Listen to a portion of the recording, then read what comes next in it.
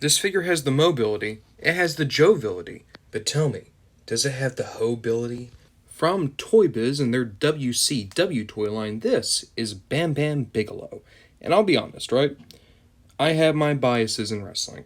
At the end of the day, in my heart, I'm always going to be a WWE fan first and foremost, and I realize that means it kind of limits my perception of wrestling, and I try my best to overcome that. However, on the channel, you'll notice that even though we have a dedicated wrestling night, and wrestling's the thing we talk about possibly the most, I don't give much love to some of these other companies. And it's not because I just don't have them, I collect them and I love them. I just don't think about them the way I would many WWE lines. So let's try to start changing that. I want to look at original San Francisco Toymakers ECW line, which is like one of my favorite wrestling lines, the most underrated one of all time. Let's look at more AEW. And hey, why don't we look at more WCW today? Take a closer look, and that's a really good head sculpt for Bam Bam.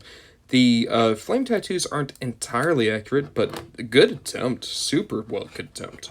You have to remember, these guys were coming out at a time where WWE were just using bone-crunching action. Even though those figures are great, I'm not shitting on the bone crunchers. This really is kind of next level. And you can see how Jax might have looked at this line and said, like, okay, let's go a different direction. And that different direction eventually got us Classic Superstars. And that direction eventually got us Mattel Elites. So I feel like there's probably an unsung history here. Of course, even with all the painting and sculpting on display, this is still a 90s Toy Biz figure. So you grab the legs and we get to see the gimmick.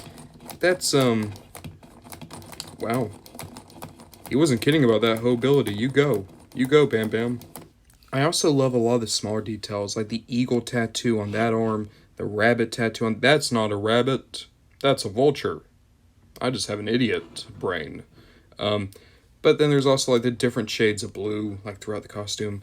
Like, this figure is really nice to look at. I don't know if he can necessarily blend in with a modern collection, but if you have a dedicated, like, Toy Biz collection, or even if you just have a miscellaneous action figure collection, this is a really solid figure. I really am taken with it. Besides, I always love the blue flames on Bam Bam, and I really don't think Mattel is going to give us that anytime soon.